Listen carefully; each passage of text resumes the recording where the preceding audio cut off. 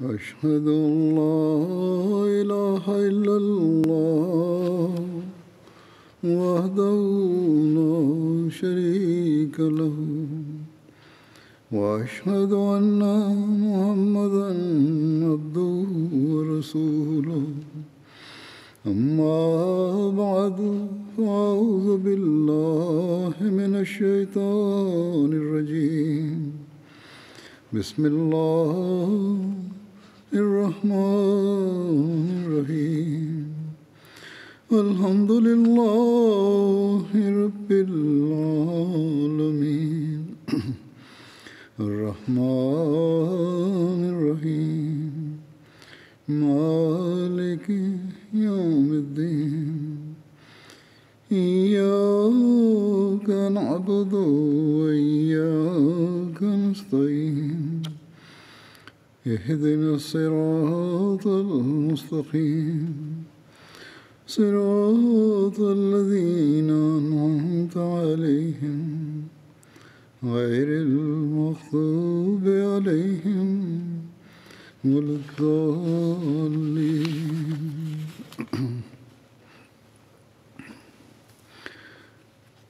حضرت عمر رضی اللہ عنہ کا ذکر چل رہا تھا اور آپ کے زمانے کی جو جنگیں تھیں ان کا ذکر ہو رہا تھا.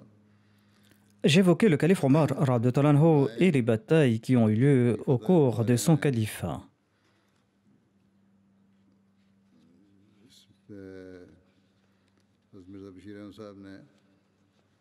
Dans son ouvrage Sirat Khatam al-Nabiyyin, Hazrat Mirza Bashir Ahmad Sahib a commenté sur la conquête de la ville de Madain.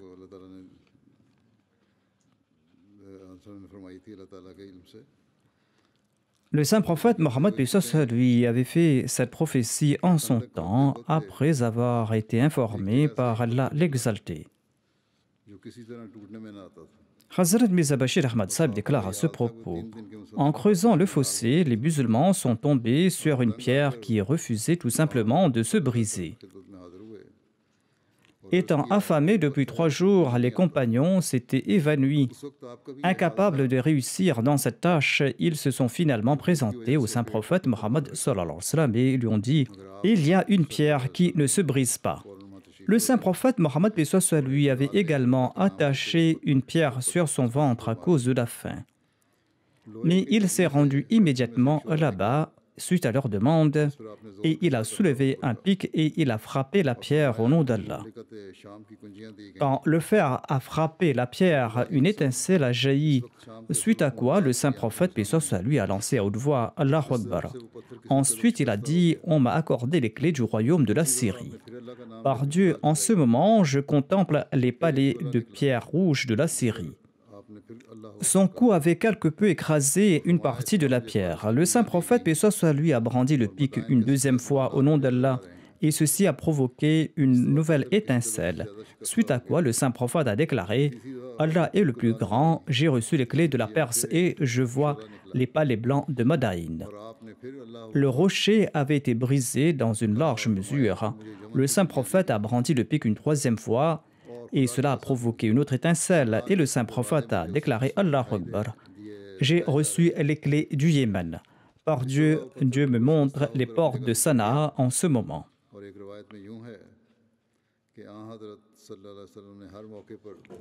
Finalement, le rocher a été complètement brisé. Selon un autre récit, chaque fois, le saint prophète Mohammed lui proclamait haut et fort la grandeur de Dieu. Et il a relaté ses visions à ses compagnons lorsqu'ils lui ont interrogé à ce sujet. Après s'être débarrassés de cet obstacle temporaire, les compagnons se sont engagés dans leur travail de nouveau. C'est-à-dire, ils se sont attelés à briser la pierre de nouveau et à creuser le fossé. C'étaient des visions qu'avait vues le saint prophète Mohammed lui. En d'autres termes, au cours de cette période d'affliction, Allah a créé un esprit d'espoir et de joie parmi les compagnons en montrant au saint prophète Mohammed lui les visions des victoires futures et de prospérité des musulmans. Cependant, apparemment, à l'époque, les circonstances étaient si difficiles et si pénibles qu'en entendant ces promesses, les hypocrites de Médine se sont moqués des musulmans en disant « Ils n'ont même pas la force de sortir de chez eux et ils rêvent des royaumes de César et de Khosroès. » Cependant, selon la connaissance de Dieu, tous ces trésors avaient été destinés aux musulmans. Par conséquent, ces promesses se sont accomplies à leurs moments respectifs, certaines durant les derniers jours du saint prophète Mohammed lui et la plupart à l'époque de ses califes. Et cela a accru la foi et la gratitude des musulmans.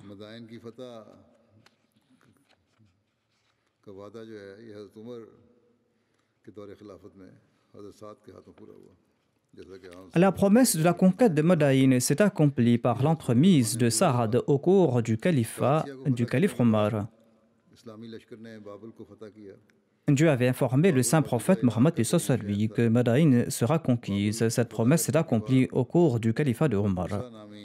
Après la victoire de Qadisiyya, l'armée musulmane a conquis Babel, une ancienne ville de l'actuel Irak.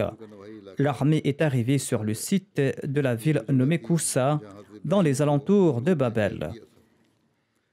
Et c'était là-bas que Nemrod avait emprisonné le prophète Abraham.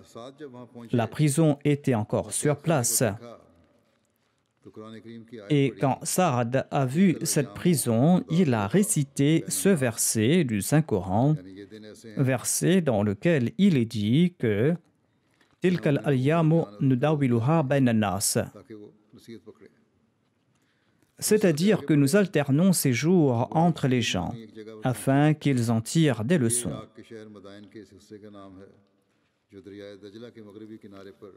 Les musulmans ont quitté Kissa pour atteindre un lieu nommé Bahursir. Il s'agit d'un lieu situé dans les alentours de Bagdad, tout près de la ville de Madaïn, à l'ouest du Tigre. Il s'y trouvait le tigre de chasse de Khosroès. Quand l'armée de Sa'ad s'est approchée, les Perses ont lâché le fauve qui s'est attaqué à l'armée. Le frère de Sa'ad, Hashim bin Abi Waqqas, était l'officier de l'avant-garde de l'armée. Il a frappé le tigre d'un coup d'épée et il l'a tué. Ensuite, il y a eu la bataille de Madaïn. Madaïn se trouve vers le sud de Bagdad, sur les rives du Tigre. Étant donné que plusieurs villes se trouvaient dans la région, les Arabes l'ont nommé Madaïn, c'est-à-dire l'agglomération de plusieurs villes. Madaïn était donc la capitale de Khosroès. Il s'y trouvait ses palais blancs. Le Tigre se trouvait entre les musulmans et Madaïn et les Persans ont détruit tous les ponts sur le fleuve. Selon les chroniques de Tabri, Saad a tenté de trouver des embarcations pour traverser le fleuve, mais il a su que l'ennemi les avait toutes réquisitionnées. Saad souhaitait que les musulmans traversent le fleuve, mais par sympathie pour les musulmans, il ne leur a pas demandé de le faire. Quelques campagnards ont indiqué aux musulmans la voie pour traverser le fleuve. Mais Saad n'a pas suivi ce plan non plus. Au même moment, le fleuve s'est inondé. Une nuit, dans un rêve, Saad a vu les musulmans traverser le fleuve avec leurs chevaux en dépit de l'inondation. Pour accomplir ce rêve, Saad a décidé de traverser le fleuve. Saad a dit aux musulmans que l'ennemi s'est réfugié derrière le fleuve. Nous allons traverser ce fleuve. Sur ce, il a dirigé son cheval vers le fleuve. Les soldats ont suivi leur chef et ils ont dirigé leurs chevaux vers le fleuve. C'est ainsi que l'armée musulmane a traversé le fleuve. Et quand les Persans ont vu cette scène surprenante, ils ont commencé à crier de peur et ils ont pris la fuite en disant « Les diables sont là, les diables sont là ». Les musulmans ont avancé et ils ont pris le contrôle de la ville et des palais de Khosroès. Avant l'arrivée des musulmans, Khosroès avait transféré les membres de sa famille. Les musulmans ont pris aisément le contrôle de la ville C'est ainsi que s'est accomplie la prophétie faite par le saint prophète Mohammed lui lors de la bataille d'Al-Ahzab, lorsqu'il creusait le fossé et lorsqu'il a frappé d'une pique un rocher. Le saint prophète Mohammed lui avait déclaré que je vois les palais blancs de Madaïn s'écrouler. En voyant ces palais déserts, Sa'ad bin Abi Waqqas a récité ces versets tirés de la sourate Ad-Dukhan. Ces versets se lisent ainsi: Kam taraku min jannatin wa uyun.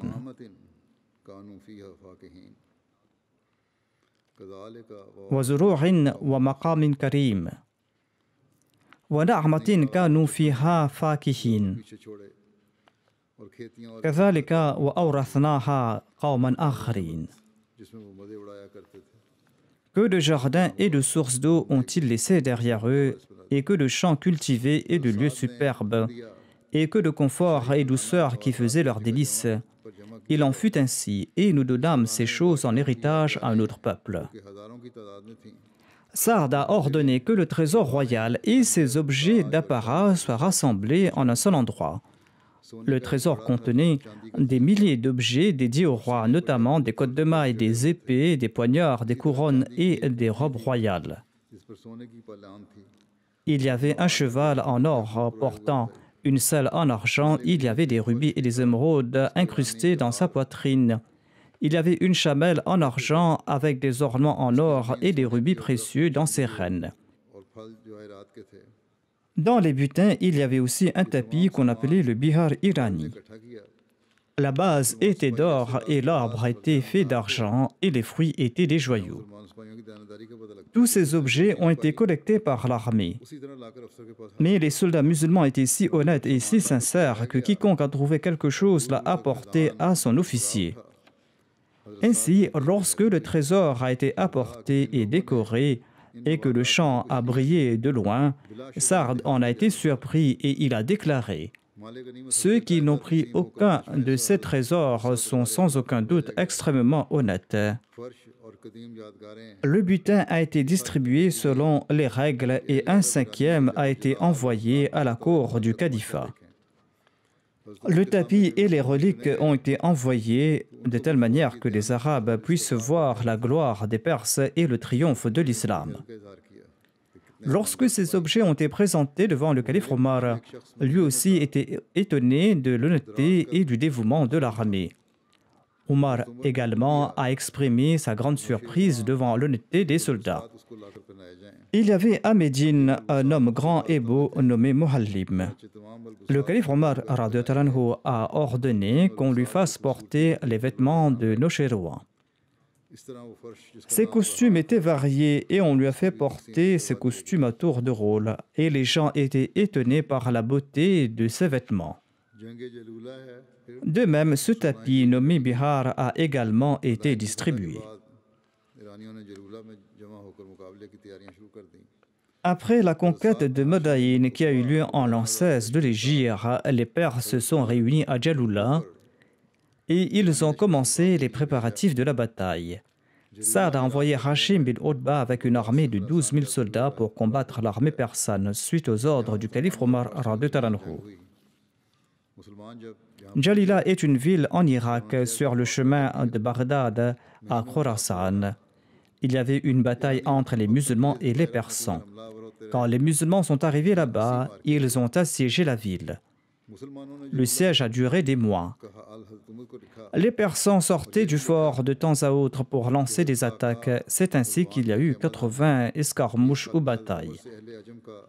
Les musulmans ont écrit à Omar au sujet de la conquête de Jalula. Et ils ont également écrit qu'Al-Qaqa campait à Halwan. Ils lui ont demandé la permission de poursuivre les Persans, mais le calife Omar a refusé qu'il le fasse. Il a répondu: non, je ne veux pas que vous les poursuiviez, je veux qu'un mur soit érigé entre la région montagneuse de Sawad et Irak et l'Iran, pour que les Perses ne viennent pas chez nous et que nous n'allions pas sur leur terre. La campagne irakienne du Sawad est assez pour nous. Je préfère la sécurité des musulmans à la quête des butins.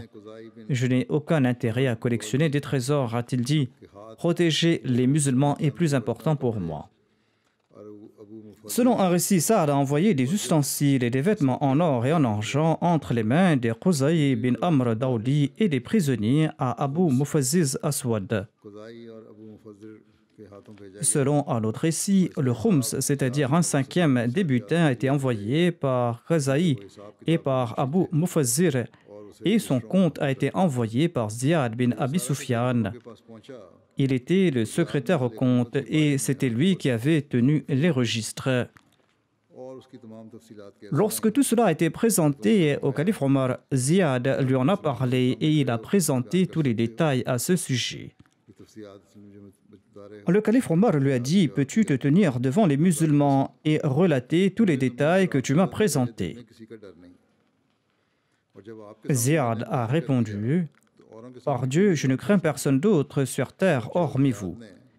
Étant donné que je vous ai expliqué tout cela, pourquoi ne puis-je pas le faire devant les autres ?»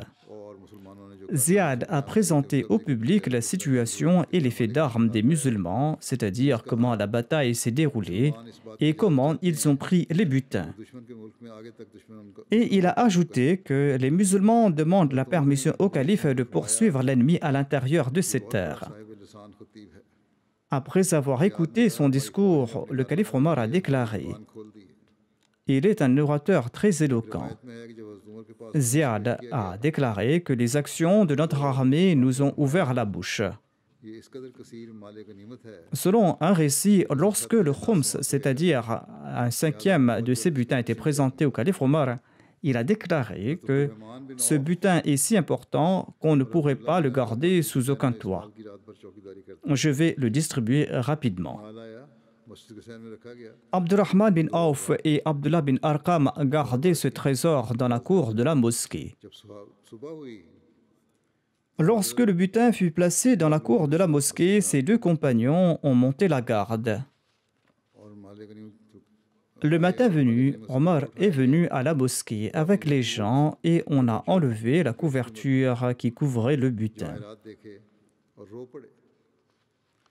Quand le calife Omar a vu ses rubis, ses émeraudes et ses bijoux précieux, il a commencé à pleurer.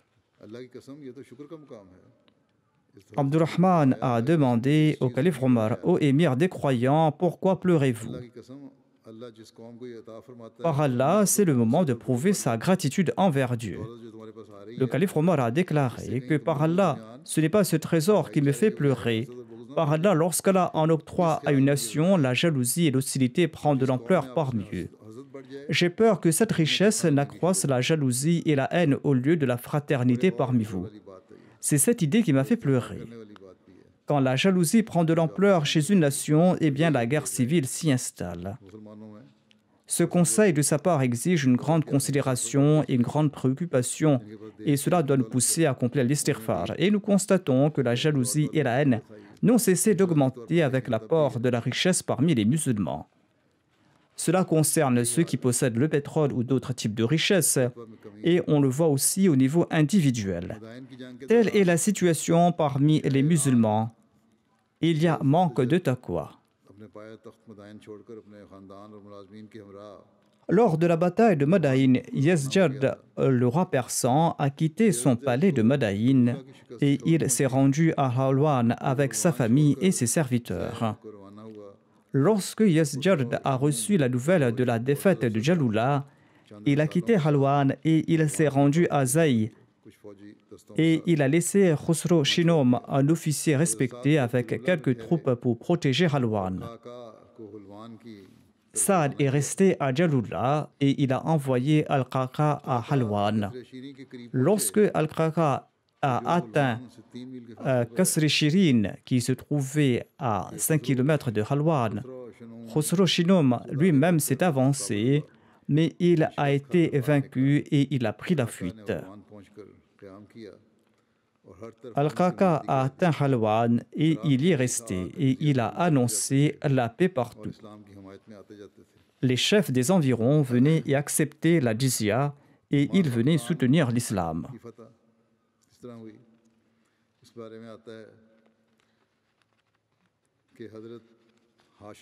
Voici le récit de la conquête de Masabzan.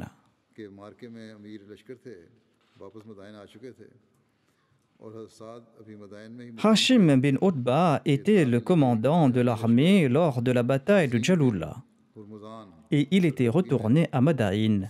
Et Saad était encore à Jalula lorsqu'on a reçu la nouvelle qu'une armée persane dirigée par Hazin bin Hurmuzan venait vers les plaines pour affronter les musulmans. Saad a envoyé ce rapport au calife Omar. Celui-ci a ordonné qu'une armée sous le commandement de Zirar bin Khattab soit envoyée pour la bataille, dont l'avant-garde sera dirigée par Ibn Huzayl. Abdullah bin Wahab al-Rasbi et Muzarrib bin Fallah devraient être les commandants des deux ailes de l'armée. L'armée musulmane a marché contre l'armée persane et a rencontré l'ennemi près des plaines de Masabzan. Et une bataille a eu lieu à Handaf. Lors de cette bataille, les Persans ont été vaincus et les musulmans ont avancé et ils ont capturé la ville de Masabzan. Les gens ont fui de la ville, mais Zirar bin Khattab les a invités à venir s'installer dans leur ville en paix. Et ils ont accepté l'invitation et ils se sont installés chez eux. L'historien Bladri s'est inspiré de divers récits pour relater la conquête de Masabzan. Selon un des récits, Abu Musa al-Ashari a conquis cette ville sans combat à son retour de la bataille de Nahawand.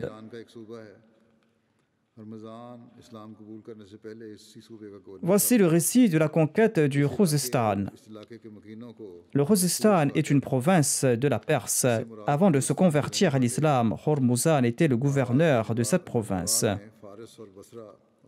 Cette région et les habitants de cette région étaient connus sous le nom de Khuzr. Il s'agissait des résidents de la région montagneuse entre la périphérie d'Ahwaz, de Fars, de Basra, de Was et d'Ispahan. En l'an 14 de l'Hégire, le calife Omar, en voyant certains avantages militaires, a ouvert un autre front en Irak et il a envoyé une petite armée sous la direction d'Utba bin Ghazwan. Initialement, Bassora était utilisée comme ville de garnison pour l'armée. L'armée gagnait du terrain dans le territoire ennemi environnant. Un autre avantage était que les forces persanes dans ces régions apprenaient les défaites constantes de leurs camarades sur les fronts et ils n'arrivaient pas à leur venir en aide. L'objectif principal semblait d'apporter l'armée dans cette région afin d'empêcher les renforts persans d'attaquer les musulmans. L'émir ou le chef de cette armée musulmane était retourné au Hijaz pour accomplir le Hajj et pour rencontrer le calife Omar. Et en son absence, le calife Omar avait donné la direction de cette armée à Mughira bin Shurba. Mughira bin Shurba a été accusé d'un acte immoral et Omar l'a déposé et il l'a rappelé à Médine dans le cadre de l'enquête. Et il avait remplacé Mughira bin Shurba par Abu Musa al-Ashari. Par la suite, on a su que l'accusation contre Mughira était infondée. Les récits présentent des années divergentes concernant cette bataille. Certains récits disent que cette bataille a eu lieu en l'an 16 de l'Hégire, d'autres disent que cette bataille a eu lieu en l'an 17 de l'Hégire. Les engagements de l'armée musulmane étaient considérables dans cette région et les combats dans cette zone ont pris de l'ampleur. Et les musulmans ont capturé la célèbre ville d'Ahwaz au Khuzestan. Selon l'historien Tabri, ces événements auraient eu lieu en l'an 17 de l'Hégire, mais il affirme que d'après certains récits, la victoire aurait eu lieu en l'an 16 de l'Hégire. En mentionnant cette victoire, il affirme que le chef de cette armée était Utba bin Ghazwan. Mais selon Baladri, la bataille d'Ahwaz et les victoires ultérieures ont eu lieu après le retour d'Utba bin Ghazwan et sous la direction de Mughira bin Shurba et d'Abu Musa al-Ashari. Il écrit que Mughira a conquis Ahwaz et Behrouz, le chef d'Ahwaz, a livré bataille dans un premier temps avant de signer une trêve. Quelque temps plus tard, Abu Musa al-Ash'ari a été nommé le chef de l'armée musulmane de la région de Basora à la place de Mughira. Et Behrouz a rompu sa promesse et il s'est révolté. Sur ce, Abu Musa al-Ash'ari est sorti pour se battre et il a capturé la ville lors de la bataille. Cet événement a eu lieu en l'an 17 de l'Hégire. Lors de la bataille d'Ahwaz, l'armée islamique a capturé de nombreux ennemis et on les a réduits en esclavage, mais toutes ces personnes ont été relâchées suite à l'ordre de Omar. Il a déclaré qu'il n'y aura pas d'esclavage et il a libéré tous ses prisonniers. Selon Tabri, les Perses avaient l'habitude d'attaquer l'armée musulmane en passant par deux routes, et sur ces deux routes se trouvaient Nahar Tira et Manazir, les centres des raids persans. Ces deux endroits ont été capturés par les musulmans. Ainsi, nous constatons que dans la plupart des cas, les musulmans attaquaient et occupaient uniquement ces lieux d'où ils étaient harcelés et d'où ils subissaient des attaques répétées. Selon l'historien Baladari, Abu Musa al-Ash'ari a conquis Nahar Tira avec Ahwaz. Après la conquête d'Ahwaz, il s'est déplacé vers un autre endroit nommé Manazir et il a assiégé cette ville. Les combats se sont intensifiés. Un jour, pendant le siège, un brave musulman nommé Muhajir bin Ziyad s'est mis à affronter l'ennemi avec l'intention de sacrifier sa vie pour la cause d'Allah pendant qu'il jeûnait. Le frère de Muhajir, qui se nommait Arabi, a informé Abu Musa, le chef de l'armée. Il lui a dit que Muhajir se rendait sur le champ de bataille en état de jeûne.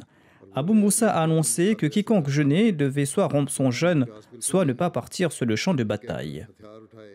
En entendant cette annonce, Muhajir a rompu son jeûne avec une gorgée d'eau et il a déclaré « Je le fais suite à l'ordre de l'émir, sinon je n'ai pas soif ». En disant cela, il a pris ses armes et il est tombé en martyr au combat. Les habitants de la ville ont décapité Muhajir et ils ont placé sa tête sur les coins hauts du palais. Le siège s'est prolongé et Abu Musa al-Ash'ari, sur les ordres de Omar peut-être, a laissé une partie de l'armée sous le commandement de Rabi, le frère de Muhajir, pour le siège de Manazir et il a marché vers la ville de Souss. Rabi a capturé la ville lors des combats et il a emprisonné un nombre important de Persans, mais suite aux ordres du calife, tous ces prisonniers ont également été libérés. Abu Musa s'est déplacé vers Souss. Les habitants de la ville ont livré combat dans un premier temps et après la bataille, ils ont assiégé la ville. Et lorsqu'il y a eu une pénurie de nourriture, ils se sont rendus. Mir Mahmoud Ahmad Saeb a fait une recherche à ce sujet. Il a présenté son analyse de ses victoires lors de ces événements. Dans sa thèse, il explique qu'il existe plusieurs différences entre Tabri et Baladri et peut-être que la raison de ces différences est que les chefs perses de ces régions ont rompu leurs promesses et se sont rebellés. Cela a obligé l'armée musulmane à se mobiliser de nouveau pour la bataille. Et les récits concernant la première conquête se sont brouillés avec ces événements. Il y a eu des victoires dans un premier temps, ensuite il y a eu d'autres combats pour rétablir la paix.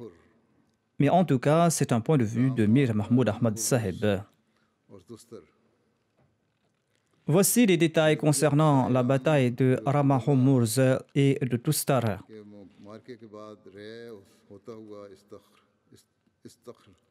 Yazdjard, le roi de la Perse, s'était enfui après la bataille de Jalula et il est parti de Ré à Istakhr.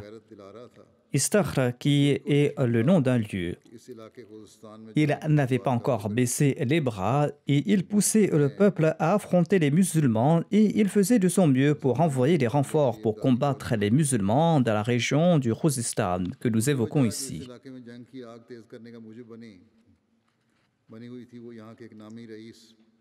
La deuxième raison de l'escalade du conflit dans la région était qu'un célèbre chef nommé Hormuzan menait la guerre contre les musulmans.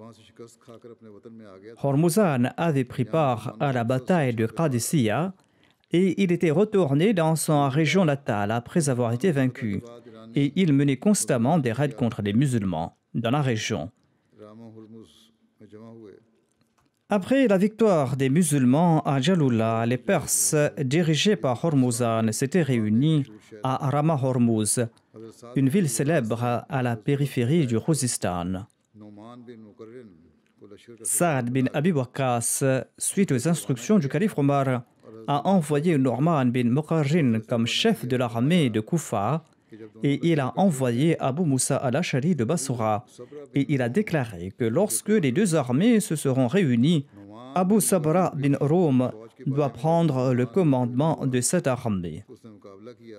Quand Hormuzan a appris l'existence de l'armée de Nu'man bin Muqarrin, il l'a combattu et après une bataille acharnée, Hormuzan a été vaincu.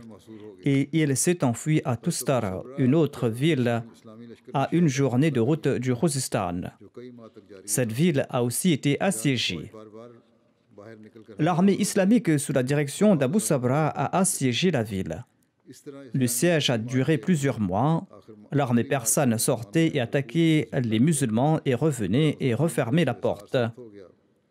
Il y a eu 80 batailles lors de ce conflit. Lors de la dernière bataille, les musulmans ont attaqué de toutes leurs forces. Lorsque le siège s'est renforcé, 2 Persans ont dit aux musulmans que la ville pouvait être conquise en entrant par une sortie d'eau. Et c'est ainsi que les musulmans ont pu entrer dans la ville.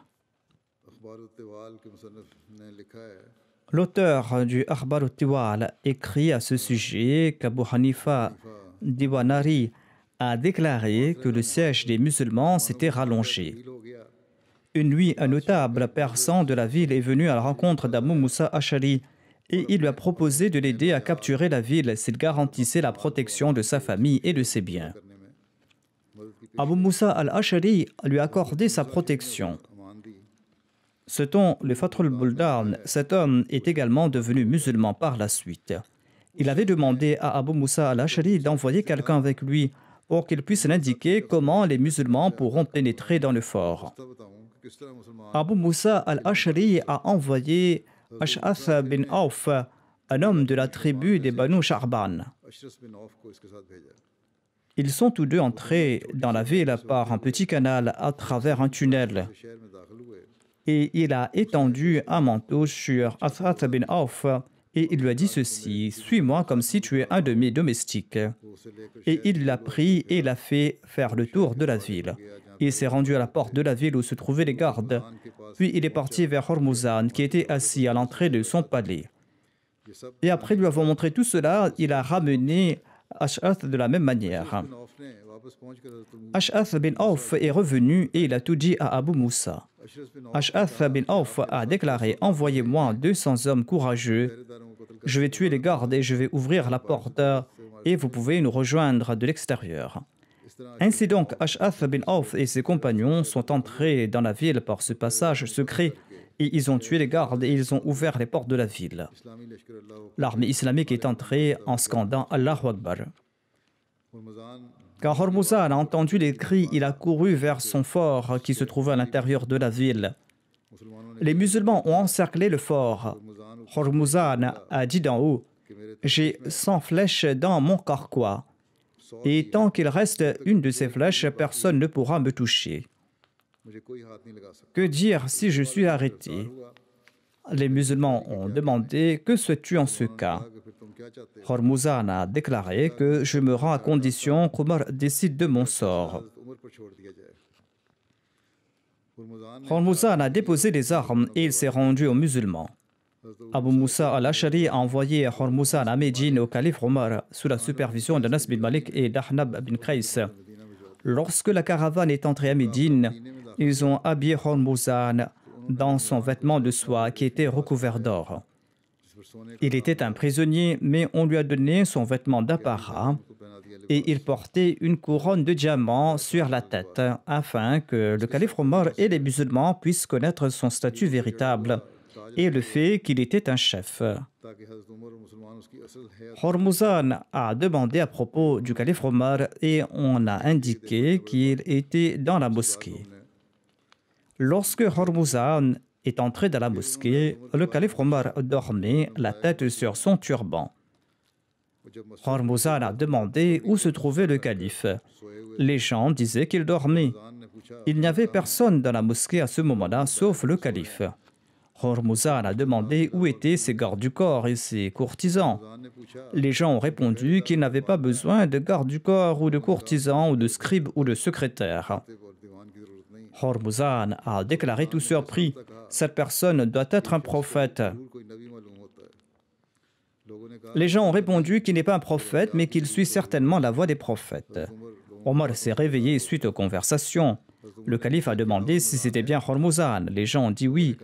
Et le calife Omar l'a regardé attentivement, lui et ses vêtements. Il a déclaré, « Je cherche refuge auprès d'Allah contre le feu et je cherche l'aide d'Allah. » Les gens de la caravane ont dit que c'était Hormuzan et qu'ils devaient lui parler. Il a déclaré non, jusqu'à ce qu'il enlève ses vêtements et ses ornements.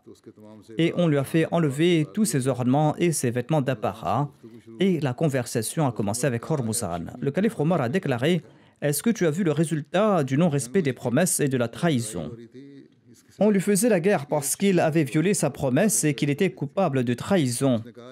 Il a déclaré qu'à l'époque de l'ignorance, quand Dieu n'était avec aucun des nôtres, nous étions victorieux sur vous les Arabes.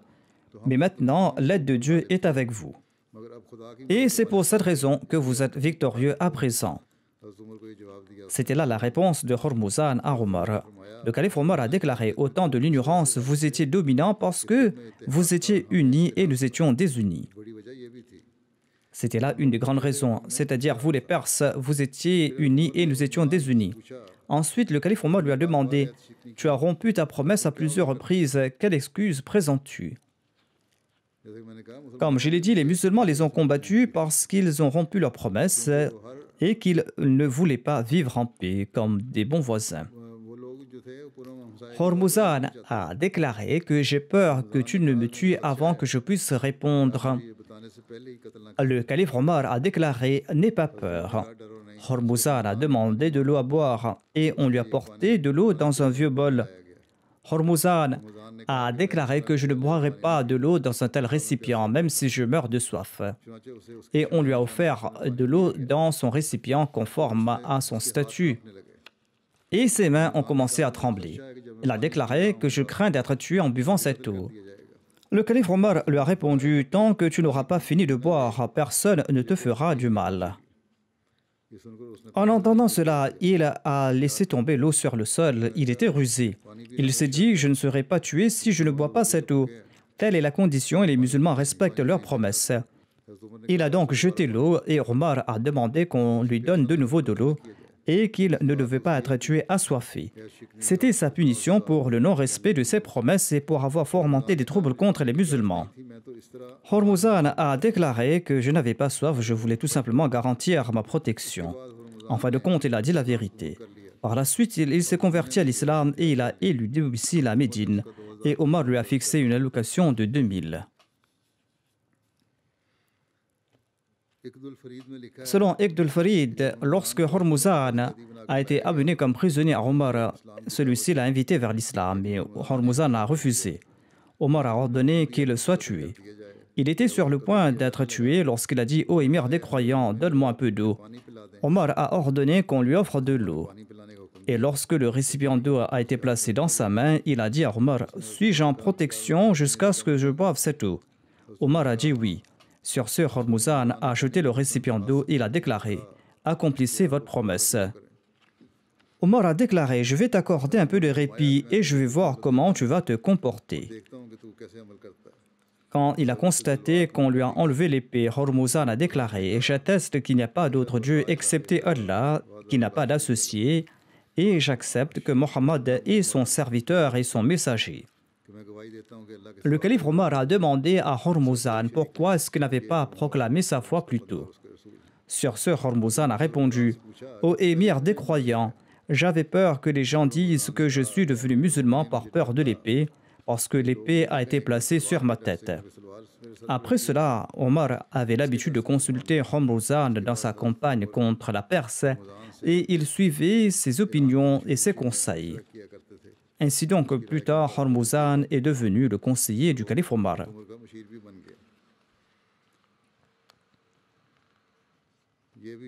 On avait aussi soupçonné que Hormuzan avait comploté au meurtre du calife Omar.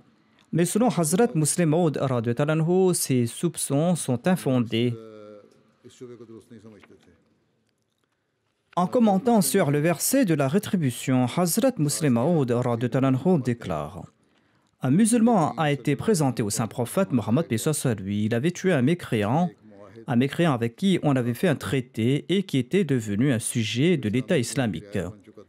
Le saint prophète a condamné ce musulman à mort. Et le saint prophète a déclaré que je suis celui qui respecte le plus les traités. Il a condamné le meurtrier musulman à mort parce qu'il avait tué une personne avec qui l'État musulman avait conclu une alliance.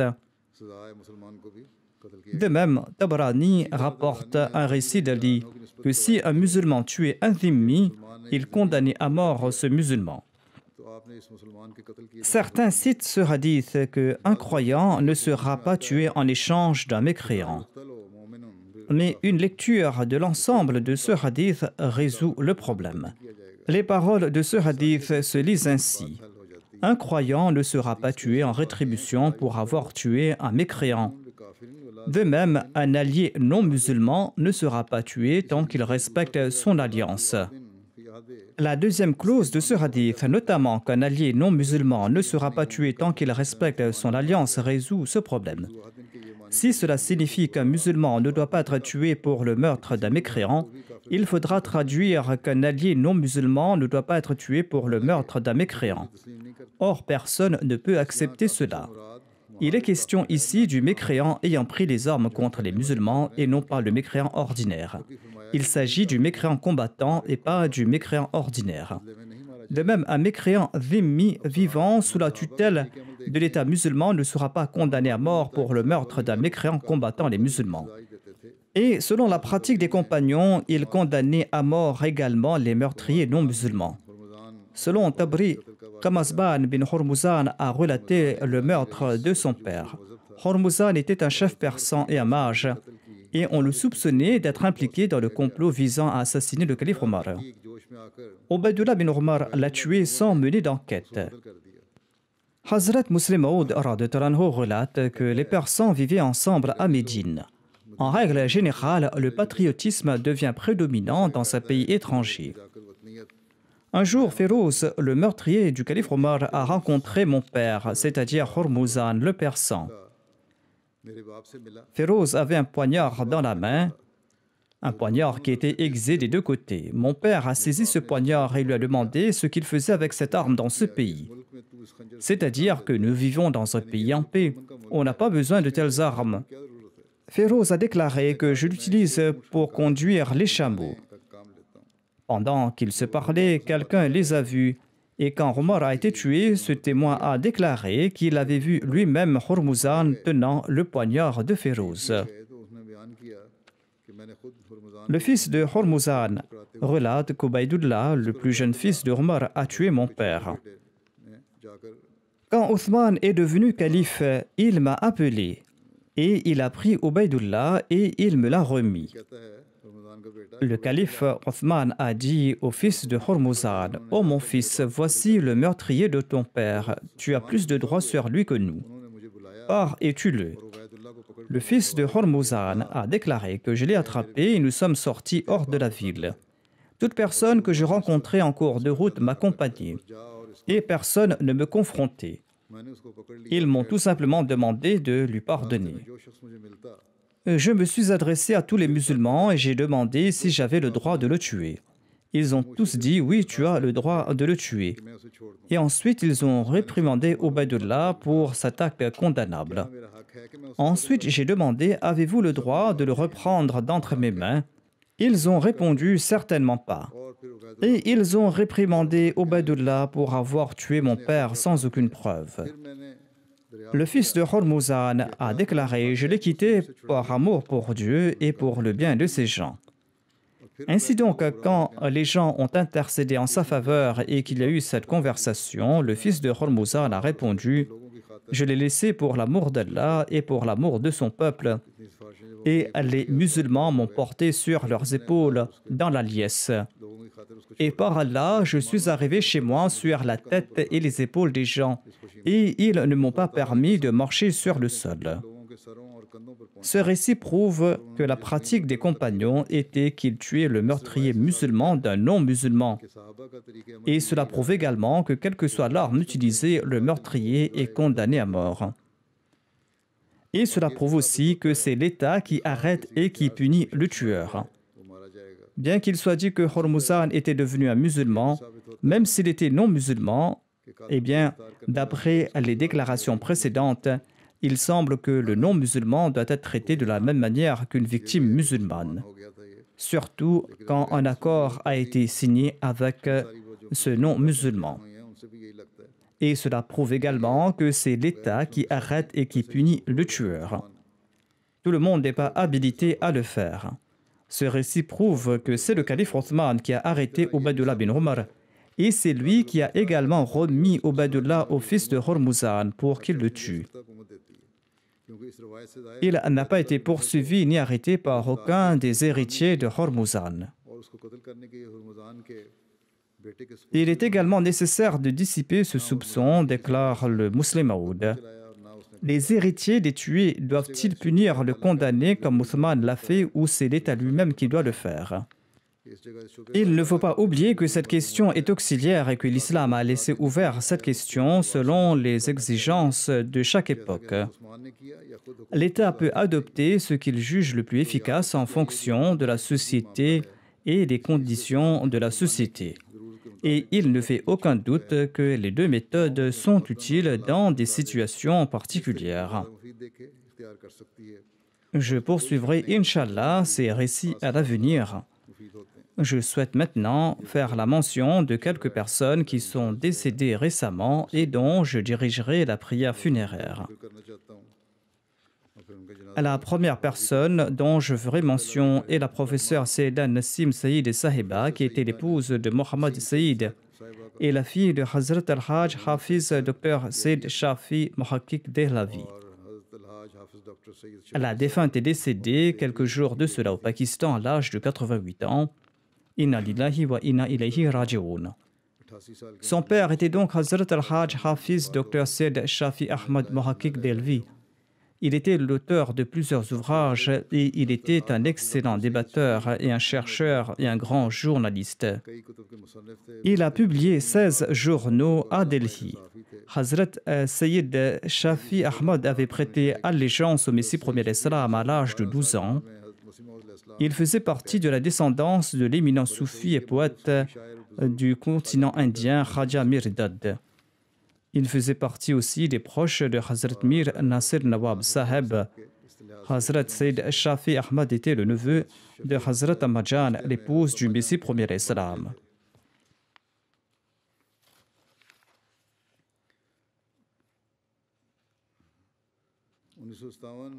En 1957, la défunte avait épousé le respecté Mohammed Sayyid Ahmad, originaire de Lahore.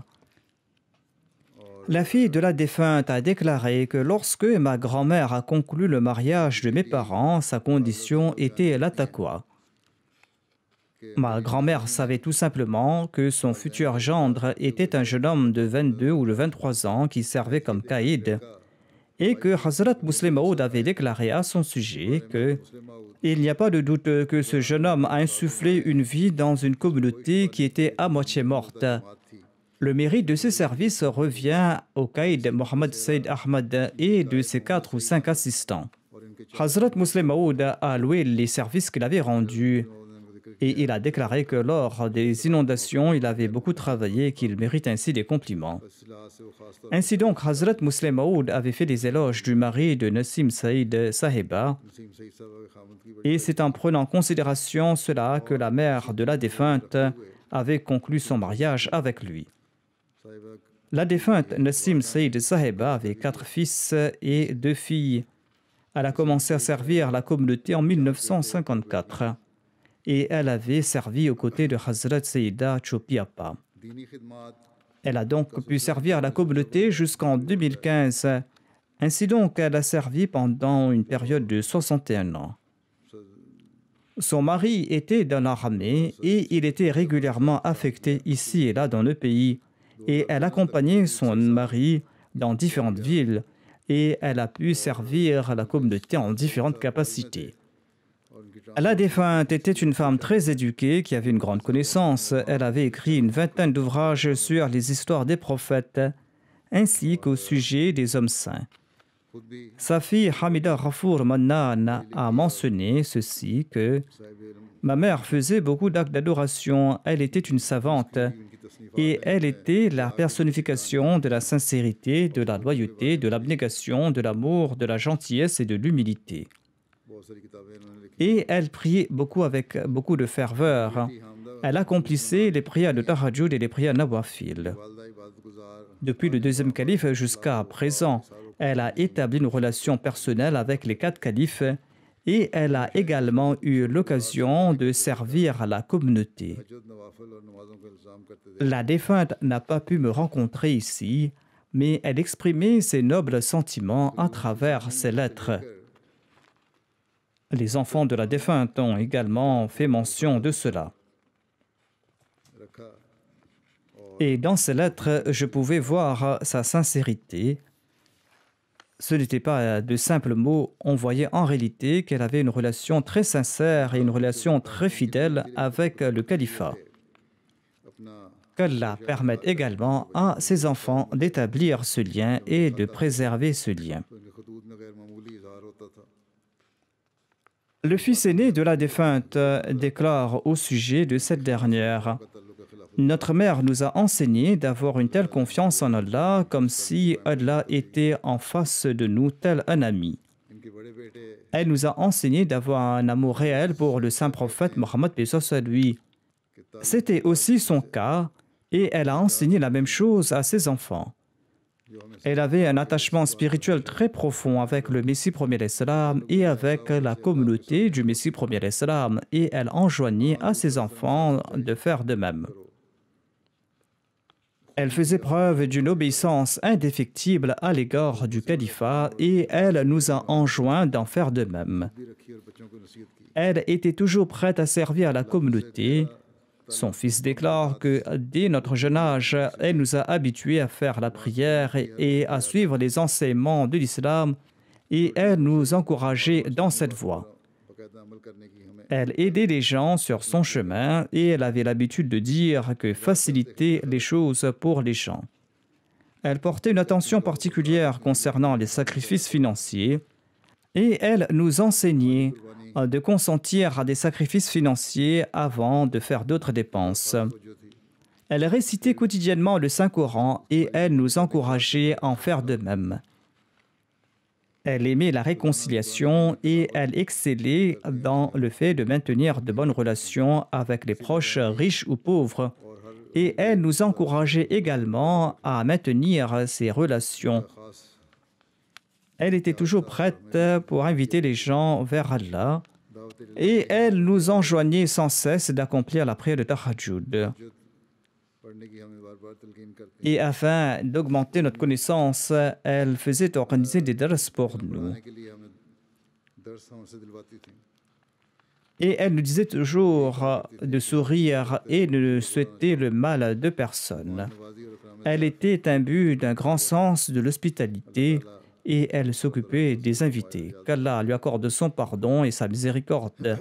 Qu'Allah exalte son rang et qu'il permette à ses enfants de perpétuer ses nobles habitudes et qu'il leur permette de perpétuer ses nobles actions. La prochaine personne se nomme Daoud Suleiman Bat de l'Allemagne qui est décédé des suites d'un cancer à l'âge de 46 ans. Inna lillahi wa inna ilayhi raji'un. L'Ahmadiyya est entré dans sa famille par l'intermédiaire de son arrière-grand-père Hazrat Abdul Hakim Bat, qui était un compagnon du Messie premier l'Islam. Il laisse derrière lui son épouse, une fille et 2 fils. Son épouse, Samira Daoud Saheba, déclare: le défunt était toujours prêt pour servir la communauté et il faisait de son mieux pour servir la communauté. Il accordait préséance à la fois sur le monde. Tous ceux qui le connaissaient disent aussi qu'il avait toujours le sourire aux lèvres et qu'il participait activement aux aumônes et aux autres dons caritatifs. Il était toujours prêt à servir la communauté. En Allemagne, il servait dans l'équipe de sécurité Hifazat-e Khas. Et ses coéquipiers ont également écrit qu'il accomplissait ses tâches avec un grand enthousiasme et avec un grand sens de responsabilité. L'une de ses qualités était qu'avant de débuter toute action, il récitait le Saint-Coran. Et j'ai également remarqué qu'il servait toujours avec joie. Qu'Allah accorde la patience et le courage à la famille endeuillée et qu'il permette à ses enfants de perpétuer ses bonnes œuvres. La prochaine défunte dont je ferai mention se nomme Zahida Parveen Sahiba, épouse de Rola Mustafa Awan Dapai du district de Sialkot. Elle est décédée à l'âge de 61 ans. Inna lillahi wa inna ilayhi raji'un. Sa fille Hibatul Kalim, qui est l'épouse de notre missionnaire Jamil Tabassum de Bashkortostan en Russie, a mentionné ceci à son sujet. Par la grâce d'Allah, ma mère est née Ahmadi et elle faisait partie du système de Wasiya. L'Ahmadiyya est entré dans sa famille par l'intermédiaire du grand-père, de son père et de sa mère, Diwan Bakhsh Sahib Awan. Elle ajoute que ma mère n'a jamais raté la prière de Tahajjud et elle enjoignait à ses enfants d'avoir un amour sincère pour le califat et pour l'Ahmadiyya. La défunte laisse derrière elle un fils et 4 filles. 3 de ses beaux-fils ont dédié leur vie pour la cause de Dieu. Ces 2 filles ont épousé des missionnaires se trouvant à l'étranger avec leur mari. Elles n'ont donc pas pu se rendre auprès de leur mère pour ces derniers moments. Qu'Allah accorde son pardon et sa miséricorde à la défunte et qu'il permette à ses enfants de perpétuer ces nobles actions. Le prochain défunt que je mentionnerai se nomme Arana Abdulwahi de Londres. Il était le fils de Chaudhry Abdul Hayy de Jaranwala Tahsil du district de Faisalabad. Il est décédé le 26 juin dernier des suites d'une crise cardiaque. Inna lillahi wa inna ilayhi raji'un. Par la grâce d'Allah, le défunt faisait partie du système d'Al-Wasiya et il avait beaucoup travaillé au sein de l'Ansarullah.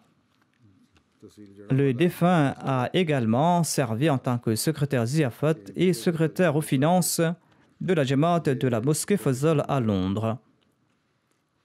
C'était une personne qui travaillait beaucoup et il servait la communauté avec une grande joie. Qu'Allah accorde son pardon au défunt et qu'Allah lui accorde aussi sa miséricorde et qu'il accorde aussi patience et courage à ses enfants et à ses proches. La prochaine personne que j'évoquerai se nomme Al-Hajj Mir Mohamed Ali. Il avait servi comme émir de la Jamaat du Bangladesh. Il est décédé à l'âge de 84 ans. Inna lillahi wa inna ilayhi raji'un. Le défunt a eu la possibilité de servir à différents postes au sein de la communauté locale et nationale au Bangladesh. De 1997 à 2003, il a servi en tant qu'amir national du Bangladesh. Ensuite, il a servi en tant que secrétaire aux affaires matrimoniales et secrétaire à la prédication. De 2013 jusqu'à la fin, il a servi en tant qu'émir de la Jamaat de Dhaka, la ville du Bangladesh. Au cours de son mandat d'amir, la Jamaat du Bangladesh avait fait de grands progrès, en particulier dans l'acquisition et la construction de nouvelles propriétés. Le défunt avait également fait construire la mission centrale ainsi que de nombreuses mosquées. Le défunt était une personne très dévote, une personne très sincère et très pieuse. Il accomplissait la prière de Tahajjud régulièrement. Il se consacrait beaucoup aux prières et aux sacrifices financiers et il s'occupait des pauvres et il était un grand bienfaiteur. Il avait un grand amour pour le califat, il était un serviteur de la Jamaat. Il laisse derrière lui 2 fils et une fille, qu'Allah lui accorde son pardon et sa miséricorde et qu'il permette à ses enfants de perpétuer ses nobles actions. Comme je l'ai dit, je vais diriger leur prière funéraire après la prière de Jumma.